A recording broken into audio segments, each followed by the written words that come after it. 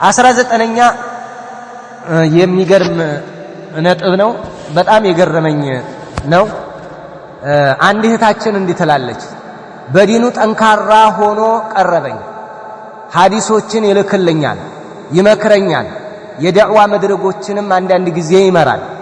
እኔም መስሎኝ ላግባሽ ሲለኝ ከቤተሰብ ተጨቃጭቄ አገባሁት። እኔ ሰዑዲ በኢቃማ ነበር አገር ቤት እኔ ሰዑዲ የመጣሁት በኢቃማ ነበር። አገር ቤት ሄጄ በአካልም ተገናኘን። ሁለታችንም በጣም ተዋደድን። ግንኙነት ስናደርግ ሞባይሉን መስኮት ላይ አድርጎ የምናደርገውን ተንቀሳቃሹን ሁሉ እንቅስቃሴያችንን ሁሉ ቀርጾታል። ከዛም ወደ ሰዑዲ ከሄድኩ በኋላ ራቁት ፎቶ ላኪልኝ እያለ ልኬለታለሁ። አሁን ገንዘብ ሲያባክንብኝ አለመግባባት ሲፈጠር እስከ ዛሬ የሚወዳቸውን ኡስታዞች ስም ስጠይቀው እናንተ ጀምዕዮችና ኢኽዋንዮች የምትሏቸውን ኡስታዞች ነው የሚያቀርብልኝ። እኔ ወይም ኡስታዞችህ ወይም ኡስታዝ ሙስጠፋን እንንገረውና ያመካክረን ስለው የምትዩ ሰውዬ ካገኘኝ አቡ ጀህል ነው የሚለኝ። ባለፈው ስለ ትዳር ሲናገር ሰምቼው የሚያየኝ ነው የመሰለኝ። እሱ ጋኮ እኔና አንቺ ሙስሊሞች አይደለንም አለኝ። እሺ እኔ የጀመርኩት ቤት አለ መጨረሻ ላኪልኝ ወደ 300,000 ብር ያስፈልገኛል አለ። ላኩለት። ከዚያ ፈታኝ። አሁን 200,000 ላኪ አለኝ። እናም ፈታኝ አለች። አሁን ከፈታኝ በኋላ 200,000 ብር ላኪልኝ አለኝ። ተፋታን እኮ አልኩት። ከዚህ በኋላ በየወሩ በኢትዮጵያ 20,000 ታስገቢያለሽ አለኝ። የባለፈውንም እንዳትጠይቅኝ አለኝ። እምቢ ካልሽ ብሎ ቪዲዮውን ላከልኝ። እለቀዋለሁ አለኝ። እሱ አይታይም፣ እኔም ብቻ ለብቻ አድርጎ ነው የቀረጸኝ። በቃ ሁለ ነገሬ ይታያል። 15 ቀን ተኛው። ያንቺ ክብርሽ በእጄ ላይ መሆኑን እንዳትዘነጊ አለኝ። ኡስታዝ ለአንድ ደቂቃ ብቻ ምከረኝ፣ እኔ በጣም ታምሜያለሁ፣ አላህ ይጠብቃችሁ ይላል። ይሄ ወላሂ ላኢላሃ እኔ ምን እምለው ነገር አለ? በአላህ መቼም ሁላችሁም ትሰማላችሁ እንግዲህ የሚደረግን ማለት ነው። እህቶች ላይ ብቻ ከንግግር እንደው ከሁኔታ አንፃር እና ሊላሂ ወኢና ኢለይሂ ሱብሃንአላህ እኔ በጣም ይከብዳል የሚሰራ ስራ ማለት ነው። በጣም ነው የሚከብደው። ምናልባትም እዚሁ ጋር ተመሳሳይነት ያለው ሌላም ሰምቻለሁ። እዚህ ግንኙነት ሲያደርጉ ቀርጸዋቸው ሪከርድ አድርገዋቸው ቪዲዮውን ከሰሩ በኋላ እየሰሩ ለነዛ ወጣቶች የሚገብሩ እህቶች አሉ። ለምን ሲባል እኔ ወጭህን አልሰጥም አልሸፍን እምትይ ከሆነ እለቀዋለሁ እያሏቸው ባሪ አድርገው እየገዟቸው ያሉ አሉ። ይህንን ሰማው። ይሄ ጥያቄ 2 አይነት ነው 3 አይነት መጥቶልኛል። በዚህ በጣም የሚገርም አሳዛኝ ነገር ማለት ነው እህቶቻችን ላይ የሚሰራው። አሁን ይሄ የመናኸሪያ ዱርዬ ነው የምትለው ወይንስ የጠላ ቤት ሰው ነው የምትለው? እንደው ምን አይነት ወስፍ ምን አይነት ነገር የሚሰጠው ሰው ነው? ተመልከቱ። አሁን ልኮላታል፣ በውስጥ መስመር ልኮልኛል አለች። የሰራሁትን ስራ ሁሉ እሱ ጋር ልኮላታል። እለቀዋለሁ የሚላት ማስፈራሪያ ብቻ እንግዲህ ይልቀቀውም አይልቀቀውም ብቻ በትክክል አድርጎላት። እንግዲህ ተመልከቱ። የራቁት ፎቶ ጉዲሽን አወጣዋለሁ ክብርሽ በጄ ነው። እንደው ያ አብደላህ አንተ እሞታለሁ የለም እንዴ ቀበር የለበትም እንዴ? ይሄ ሰው ምን አይነት አስተሳሰብ እንደዚህ አይነት ዱርዬ ራሱ አይተናል እንዴ? ዱርዬዎች ራሱ ዱርዬ የሚሉት ካልሆነ በስተቀር እንጂ እንዴ ይሄንን ምን አይነት አቅለኛ ሰው ነው? እንዴት አድርጉ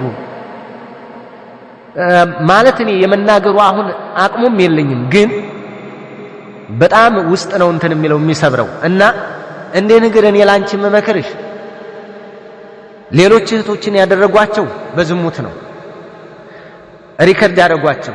አንቺ በሐላል ነው የተደረግሽው። ግን እሱ ምናልባትም ሲያወጣው ሌላ ስም ለጥፎ ይኸው ትሰራላችኋለች ያገኘኋት ወይ ምን ብሎ ስምሽን ለማጥፋት ሊሆን ይችላል። እኔ የምመክርሽ አንድ ነገር ነው፣ እንደ ምክር ትንሿን ምክር ማለት ነው። ወመን የተቂላህ የጀዐል ለሁ መኽረጃ ወየርዙቅሁ ሚን ሐይሱ ላ የሕተሲብ ወመን የተወከል ዐለላህ ፈሁወ ሐስቡህ ወመን የተወከል ዐለላህ ፈሁወ ሐስቡህ ወመን የተወከል ዐለላህ ፈሁወ ሐስቡህ ቁሊ ሐስቢየላሁ ወኒዕመል ወኪል በይ። አላህ ይረዳሻል፣ አላህ ያግዝሻል ኢንሻአላህ። አይታወቅም እሱ የሚያደርገው ለኃያሉ ጌታ ምን እንደሚያደርግ እሱ ያውቃል። ይሄንን አደረገ አይደል? እኔ በጭራሽ ልንገርሽ እንኳን በዚህ ዘመን አሁን በተለያየ አፕሊኬሽን እየተገናኘ ሴት ልጅ አብይን የሚያስጨፍሩበት ዘመን፣ እንትናን የሚያስደንሱበት ዘመን፣ እከሌና እከሌ እንደዚህ ተቃቅፈዋል እየተሳሳሙ ነው እየተባለ በአፕሊኬሽን በሚሰራበት ዘመን ምንም አትሆኝም። ይልቀቀው ቢፈልግ አትክፈይ፣ ለሱ ባሪያ ሆነሽ አትስሪ። ልቀቀው በይው፣ ይልቀቀው፣ ምንም አትሆኝም። በቃ ተወከለ አላህ። ማንም ይሄንን ያንቺን ክብር ወረደ ብሎ ይሄንን የሚመለከትም አንቺን ዘግናኝ ሐሳብ የሚሰጥም የለም። በቃ ሚስት ነሽ፣ አለቀ በቃ። ክብረ ቢስ ነው፣ ይታወቃል፣ ተደብቆ አይቀር። ይሄ አንቺን ያገባሽ እኮ ይታወቃል ማን እንደሆነ። ምንም የሚሆነው ነገር የለም። አንቺ ብር አትክፈይ፣ 20 ሺህ ብር ለሱ አንቺ ለምንድን ነው ባርነት? ለምን በቃ አደረገው አይደል ሰራው አይደል? ተወከለ ዐለላህ ፈቁል ሐስቡነላህ ሐስቢየላሁ ወኒዕመል ወኪል በይ። የፈለገውን ያድርግ፣ ይልቀቀው። ቢለቅ ማንም የሚመለከትለትም የለም ዱርዬ ካልሆነ በስተቀር እንጂ ማንም የሚያይለትም የለም። ያንቺን ክብር የሚነካም የለም። ሁለተኛ እውነት የሆነ አንቺ አድርጊው አታድርጊው ማንም የሚያውቀው ነገር አለ? ማነሽ? ማናት? እስኪ እቺ ልጅ ማናት ብሎ ማን ነው እንትን የሚለው? ማን ያውቀዋል? አሁን ውሸት ነው ብዙ። እንኳን ሌላ እከልዬ ጽፎልኝ ብላ የምታወጣ ሴት ወይም የሚያወጣ ወንድ ጽሁፍ ራስ በሁለት ሞባይል ልትጻጻፉ ትችላለህ። ራስ ልታገናኙት። በአፕሊኬሽን ዘመን ማንም አይሰቃይም፣ ማንም አይጨነቅም፣ ማንም አይሰጋም። አላህን እንፍራ፣ በቃ አለቀ። ሌላ ነገር የለው። ጽሁፍ ይወጣብኛል ምን ይወጣብኛል ብሎ መጨነቅ የሚባል ነገር አይደለም። አላህን እንፍራ፣ አለቀ በቃ። ዋናው መፍራት አላህ ነው። ከዚህ ውጭ ባለ ነገር ግን አንቺን የሚጎዳሽ ነገር የለም። ባሪያ አትሁኝ በቃ። ይልቀቀው፣ ቢፈልግ ይልቀቀው፣ አገናኝተው። አሁን በአፕሊኬሽን እየተሰራ ነው።